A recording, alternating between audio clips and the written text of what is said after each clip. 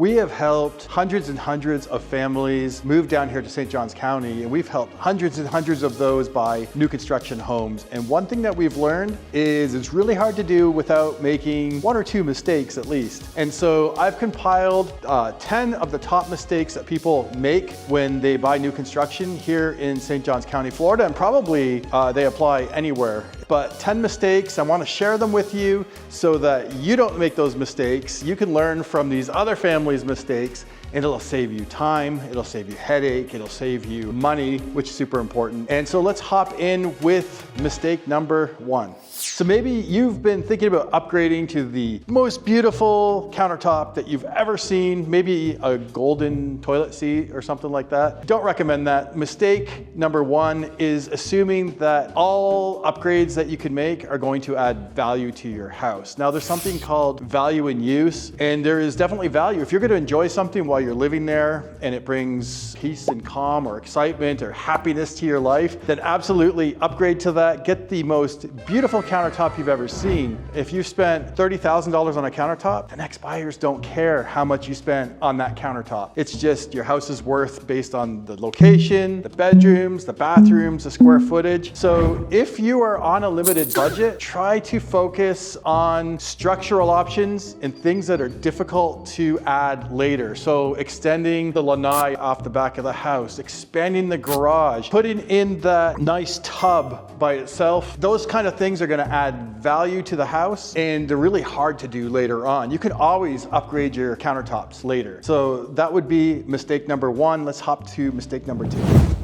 two. New does not mean perfect. This is what some builders don't want you to know. What I'm talking about is doing your own inspection. A lot of builders will tell you, you don't have to inspect. We have the county coming in inspecting. We've got our own internal inspectors. That's great, but you really want to have an inspector that works for you, that you're paying, that's on your side, to come in and really pay attention to the details. And so there are 4 main inspections that you'll typically see people get on a new construction home, and one is too late now. It's the pre-slab. So before they pour the concrete on the floors here, they will inspect the electrical and the plumbing and the things that run underneath the slab. Number 2, this is actually a little bit too early for, and that's the pre-drywall. What we want to see, what's beyond these walls before they put up the drywall. We would do the pre-drywall inspection after the electrical and the AC and the plumbing and things like that are in here. So that could be inspected before the insulation goes up, and then the drywall, and then everything becomes invisible. So the pre-drywall, I think, is probably the most important inspection you can get done. Then there is an inspection you can get done before you close, and you can take that list and bring it to the builder and say, hey, Mr. Builder, please fix these things before we close. And finally, the 4th inspection is at the 11th month. Most of these builders give you a 12-month warranty. So at month 11, we recommend getting one more inspection, and then you've got a whole inspection report. You can go to the builder and say, hey, here's what's wrong with the house. Please fix this stuff before my warranty has run out. So make sure you hire your own home inspector and get inspections done on your new construction house. So mistake number 3 is just not really understanding the builder incentives. And sometimes builders have secret incentives that we know about that maybe you haven't heard about. And for me personally, I'm on a team with 14 agents, and we are talking to the builders all the time. And so before I talk to a builder for one of my buyers, I'm going to be talking to my team and saying, hey, what have you guys seen builder A? What are they giving? What's builder B giving for incentives right now? Where are we able to negotiate in that? But talking about incentives, a lot of times they're just gonna say, hey, we're gonna give you $15,000 towards closing costs.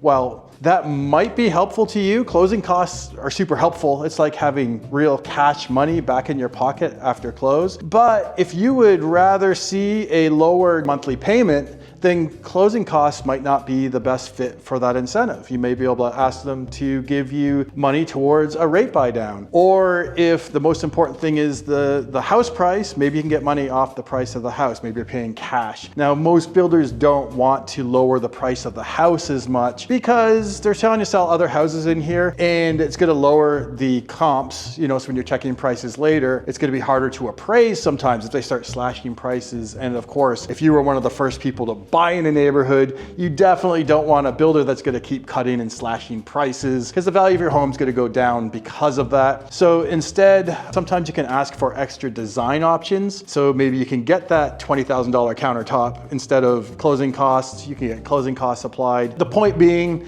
they're going to offer you an incentive, and most builders will let you cut that apart and apply it in different ways depending on your goals. Would you sign a contract that protects somebody else more than protects you? Well, I guess in one respect, by new construction, hopefully your answer is yes, because the builder's contracts are weighted very, very heavily in favor of the builder. I'm sure there's a lot of reasons for that. It's probably they've run into a problem with a buyer in the past, and so they tweak the contract. Another problem, they tweak the contract. And over time, they have these contracts that really favor the builder. And truth be told, you're not going to be able to make changes on the boilerplate text of those contracts. It just kind of is what it is. But the best you can do is know what you're signing. You got to know things like in Florida, the builder has 2 years to complete your house, and then hurricanes come through. There's all kinds of reasons for that. I've never seen a builder take 2 years to build a house, but back in COVID, it got pretty close a few times with supply and demand and all the logistics problems that were going on at the time. But you're going to want to take some time, read the contract, work with somebody that can help guide you through that a little bit, at least on the high points. You want to know what it means. Like, are you able to cancel the contract?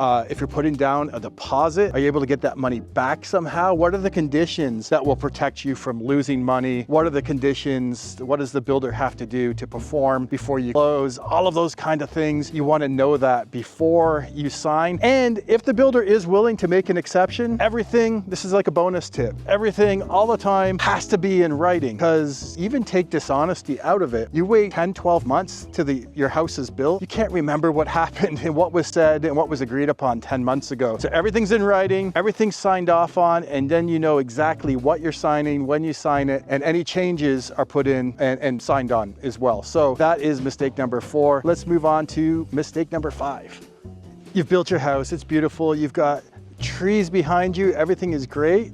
And then fast forward about a year later, and this is your backyard.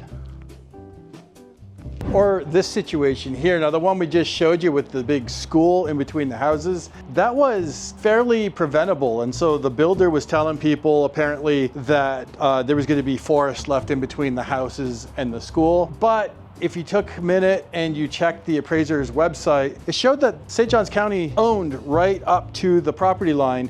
And so the builder had, if they were saying that, they had no business saying that, because they couldn't control it. They didn't own the land, and the school could do what they wanted to do with it. This situation is a little bit different. You can see cars moving through here. You can see a store back here. And when this was built 6 years ago, this was a 2-lane, 50-mile-per-hour highway. Looks like a pretty small road, and none of this was here at the time. Developer was smart, put a big berm up, easy for me to say, but the problem here is, and this is something that probably couldn't have foreseen, I mean, maybe, but when they rebuilt the road and they built it out wider to bring all this development in, they actually raised the road about 10 feet. And so now where the road used to be down below this wall, it's actually higher, and the developer is like, we're done. We did what we're supposed to do. It's not our fault that the county came and raised the road up. And so now you can see cars and trucks and hear motorcycles. You probably hear that going by. And you got the stores are sitting up a little bit higher than was expected in the beginning. But the whole point is, if you're going to buy a home, especially on a piece of land that has trees and what we call preserve behind it, you absolutely need to be 100% clear on what's going to go on that land. And if it's owned by the neighborhood, it's typically a pretty good shot that it'll just stay as is,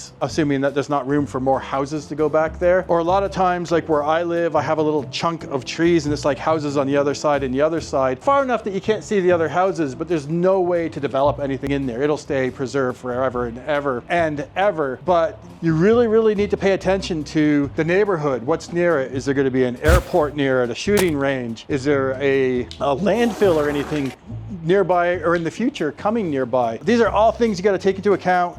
And this might be the most important, the biggest mistake that people make is not paying attention to that stuff, because location, location, location. If you're living somewhere and then something that you don't like happens around it or that hurts your property value, you can't do anything about it. It's done. Like you can't pick up the house and move it somewhere else. So probably the biggest mistake would be not paying attention to future development. Think your home's gonna be ready on time? Well, don't schedule that moving truck just yet. Buying a new construction home is wonderful, it's great, but sometimes the build is gonna be finished a little bit earlier than you expected, and sometimes it could be finished a little bit later than you expected. It's not like a perfect scheduling, it depends on so many moving parts and people involved that you can't just assume it's gonna close on a certain date, especially very early in the process. And so I say don't schedule your moving truck yet because that is one of the biggest challenges in buying new construction is if you have a home to sell, you need to get a contract and they want to get into your house and they want to have certainty on the date. So what happens if the home is ready early and the builders want you to move in and you're not ready to move out yet? Or what happens if you're needing to move out and the house isn't ready yet? What are you going to do? And then there's lots of solutions for that. There's Airbnbs, there is buyers will let you stay in your house for a leaseback period.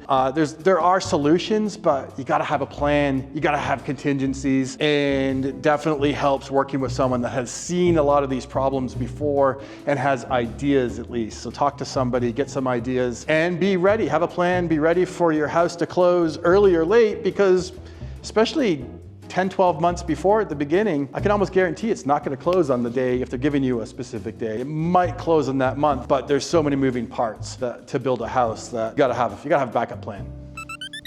All builders are going to offer you a dream home, but it's super important to know what each builder is offering to avoid unmet expectations and disappointment. Not all builders are cut from the same cloth, and you can see that even in the price. A lot of times, if you're looking at a 2,400 square foot home in a similar neighborhood, you could have one bigger, more production type builder building in the same neighborhood as a pretty custom high-end builder. The same size house, same bedrooms, all of that could be $750,000 with this builder, where it's only $500,000 with this builder over here. But the builder with the more custom and more features, there's a lot of things that are included in that. Sometimes they have the bigger baseboards, they'll have solid doors instead of hollow doors, and just a lot of little details that if you've got champagne taste, that if you go with the other builder, when you move in, you might start being disappointed with unmet expectations. So really knowing what each builder brings to the table is super important to avoid complaining about things that maybe aren't good enough, or even making sure you're setting your expectations high enough that are meeting a builder's stated standards.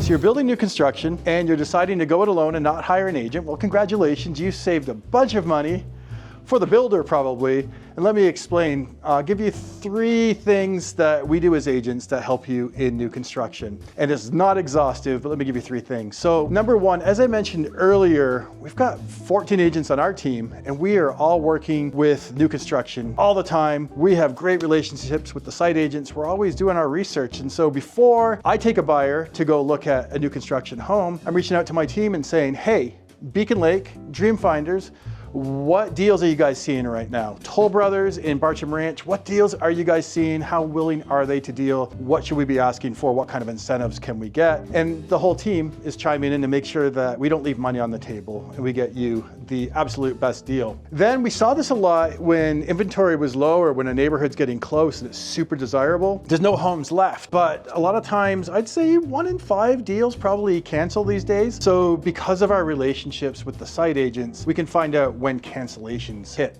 And so they don't even get relisted a lot of the times. Just the site agent knows, that's the builder's sales agent, hey, Austin has buyers that's looking for XYZ. And so they get a cancellation that has XYZ or maybe even just XY, and you don't really need the Z. It comes up available for sale. They let me know first, and then you get a chance to get it before anyone else swoops in. You get to cherry pick the best for yourself. And then number 3, at the end of the day, the site agent, they work for the builder. And when stuff hits the fan and stuff goes wrong, and it will go wrong at some point, who's looking out for your interests? The builder's reps looking out for the builder. They work for the builder. They're representing the builder. Who's representing you? Who's going to help you get satisfaction to things? And we don't come in with any kind of special magic wand or superpowers or any kind of ability to make them do something. But, you know, at the end of the day, we're bringing buyers in. We have a little bit of a symbiotic relationship. Generally want us to be happy, and so they want you guys to be happy, and we're all happy together. Big hug, happy family. family, the builder, the builder's agent, me, and you, all a big group hug.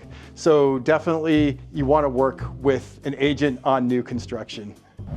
The price says new home, $450,000, but is that what you're actually going to pay? $450,000, if that's the base price, you need to add some other figures to that. First of all, they have what's called the lot premium. And I've heard people say, well, I don't want a premium lot. That's not exactly what that means. That just means that every lot has a price attached to it. They're all premium lots these days. They are all gonna have an extra price for the most part. And so depending on the neighborhood, I would guess with a $450,000 base price point, you're probably gonna be spending $3,000 to $20,000 for the lots. You gotta add that to the price. And then you're gonna have what they call structural design, and that is all the things that have to be on the permit. So it has to be done the sales contract time, and that's gonna be things like adding an extended lanai in the back that the roof gets extended to overhang, and so that's structural. Even what type of bathtub you're gonna have, where a lot of the electrical stuff is. A lot of those things are what they call structural, and so you're gonna add 5 to 15% in structural, and then that's everything base. And so then you got to go to the design center, and you are going to decide whether you want the level 1 or the level 5 or the level 17 countertops. You're going to pick your floors. You're going to pick the little peepholes for your door. You're going to pick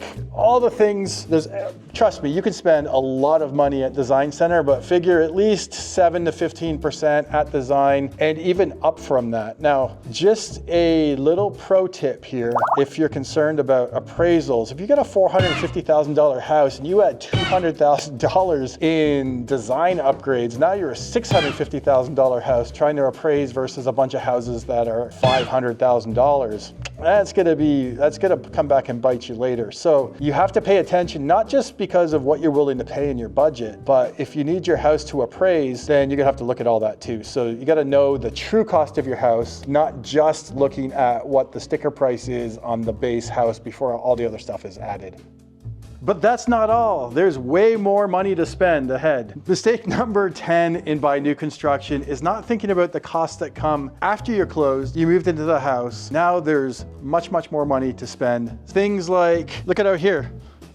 This would be grass, it's not gonna be dirt, but if you wanna have a nice paver patio out here, if you wanna have a fence, that's all going to be money that comes afterwards. If this is your first house, there's a lot of things you don't think about, like do you need a lawnmower? You gotta hire a lawn service, your pest control, all these things can add up. So super important, sit down, brainstorm this stuff with your spouse, with your family, with an agent, with a friend, whoever, and really figure out what's it gonna cost me to live in this house after I've closed. All right.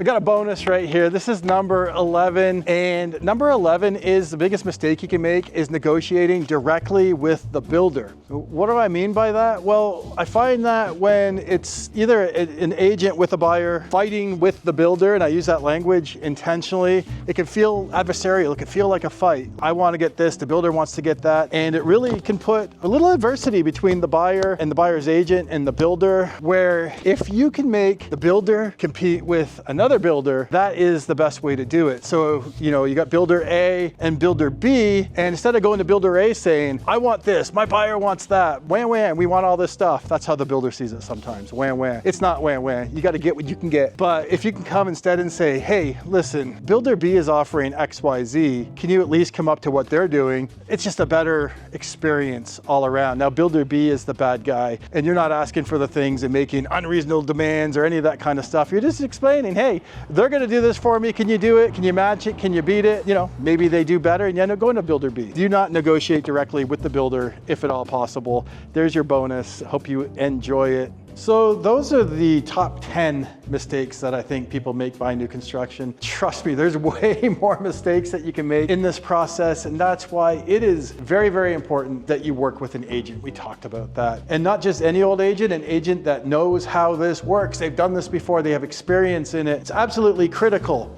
But all that said, if you are moving to Jacksonville, St. Augustine, St. Johns County, this area, basically Northeast Florida, and you are looking for agents like that, well, you can reach out to me. My number is going to be below here in the comments. So fire me a text and we'll set up a virtual cup of coffee, 10, 15 minutes, learn about your goals, the things that you absolutely have to have and the things that you do not want at all whatsoever. And we'll make a plan and make your goals a reality.